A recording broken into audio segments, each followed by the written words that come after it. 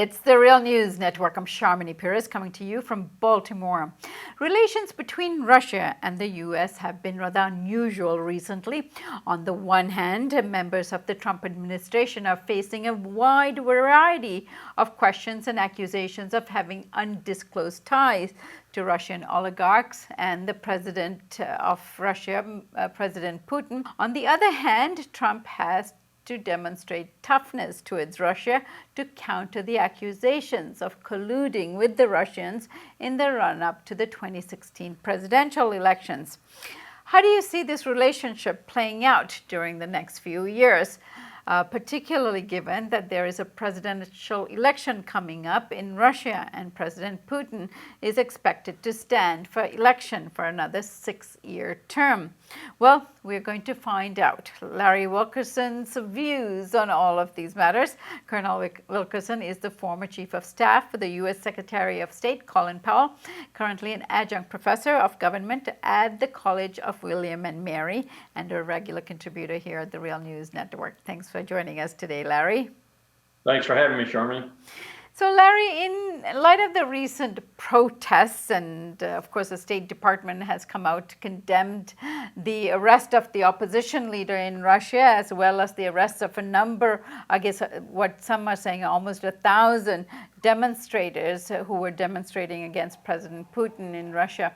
Some are stressing that this could also be the U.S. intervening in Russian politics. What's your take on that, and what is the nature of what we are to expect in terms of Russia-U.S. relations coming up in the next few years?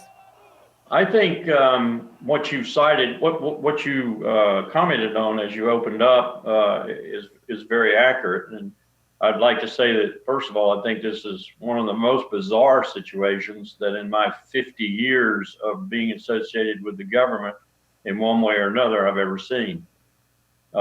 We have our own intelligence community roiled, majorly roiled over the issues of who was spying on whom and when, and did it include the Trumps or the Obama administration or whatever with regard to connections. It's just bizarre. And what it's doing to our intelligence community alone is probably dangerous. But to your question, I think we've seen Putin in power for too long a time with regard to Russia itself, and I think there's a reaction to that now. These protests, as I understand it, are mostly billed as protests against corruption. I also understand that they were as far afield as in Vladivostok, also, of course, as you said, in Moscow. I think what we're seeing is Russian individuals, particularly in Moscow, finally getting to the point where they've had enough of the corruption and such associated with Putin. Whether or not it's being orchestrated at all by us, good question. Since we were involved in Caracas with Hugo Chavez, we were involved in Kiev with the demonstrations there. I suspect that in some way we probably are involved. That's not to say there's major involvement yet, but I assume there would be were it to take off and become a real protest. If someone like Alexei Navalny, for example, looked like he might have a chance of unseating Putin. But of course, if you're in Russia and you're someone like Alexei, you've got to worry about Putin bumping you off too. I'm as concerned in all of this that we've just discussed briefly. I'm as concerned about the people in this country who want to build the framework for a new Cold War with Russia. The one thing that Trump has talked about of security interest to me that I found positive, besides the few comments about NATO allies bearing more of the burden of defense and so forth, is his approach to Russia. It seemed to be commonsensical. It seemed to recognize the fact that the United States and Russia have common interests in places like Syria, Iran, Ukraine even, and that we ought to work on them. And it seemed to recognize that the issues we have between us should be dealt with diplomacy and so forth, and not with hard power. I'm really worried about where this might be going. We've just got too many enemies that we're throwing rocks at right now, from North Korea, Iran, China to Russia. That's not a very good security or foreign policy to gather more enemies than you can handle. What is your take on the people that you are saying is interested in starting another Cold War with Russia? Where's this coming from, given that President Trump himself has said that, better relationship with Russia is actually a good thing, it's a positive thing? Well, it's coming from a number of sectors, Sharmini. It's coming from what I call the Samantha Power, Susan Rice, John McCain sector, with all the emotion that they put behind it. I watched McCain on the floor of the Senate in a video today, and I thought, my God, he should have left. He should have left.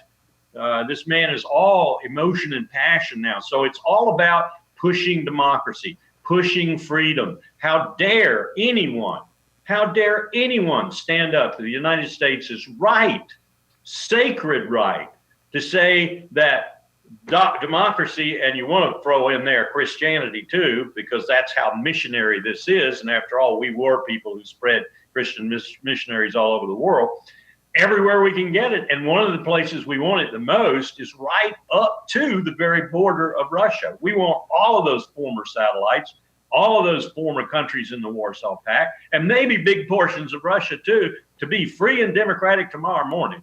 And we want that to happen now. And if you're John McCain, you're willing to use the U.S. Armed Forces and the full might of this country to do that, regardless of the fact that on the other side, they have nuclear weapons too.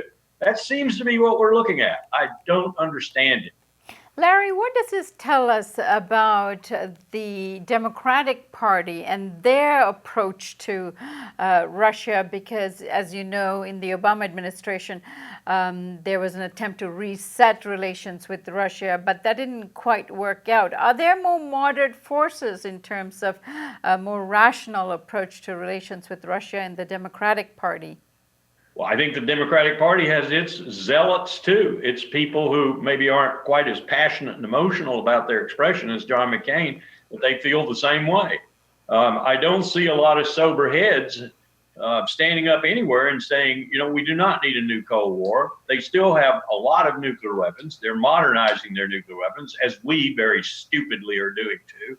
Going to spend $1 trillion over the next 30 years, $300 billion in the first tranche, for things that we do not need, and at a time when we're confronted with things that we do need.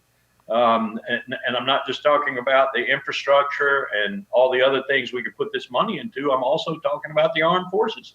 They do not need another $1 trillion worth of nuclear weapons. So that's the second part of this, is fueling and funding the military-industrial complex, which has now become so potent and so powerful that virtually when you get a Boeing or a Lockheed Martin or a Raytheon or whomever who stands up and says, this line can't go cold, this has to be bought, and at this price, the Congress pretty much genuflects and says, give me more.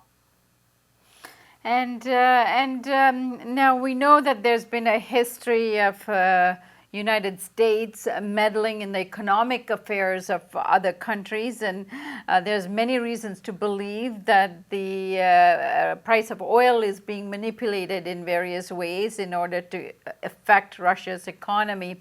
What are your thoughts on that, Larry?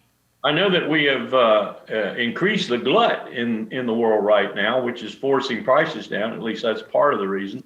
I know I just read an analysis that said we aren't going to see higher oil prices. We're probably going to see lower prices for Brent and West Texas Intermediate. We probably are hurting Russia in doing that. So I have no doubt that if it could be orchestrated, we are probably helping that. It is mainly the U.S. shale production that has been beefed up that's making this glut sustainable. And what's happened, of course, is in the interim between getting virtually killed by the low prices to now, shale oil and the producers thereof have learned how to economize, how to get a lot more for a lot less. They've cut their labor costs and everything else. So they're producing it at still a profit, even though it's sitting around 50, 51, 52 right now, and may go down to as low as 40. This is Russia being a petro state. This is a way to bring Putin to his knees, so to speak, is continue to take money away and thus make the economy worse and worse. and thus fuel the protest and fuel those who want to replace him. All right, Larry, we're going to come back to you on this because I think this is a continued analysis that people could benefit from. So I thank you so much for joining us today, but love to continue this discussion with you in the weeks to come. Thanks, Sharmini. Take care. And thank you for joining us here on the Real News Network.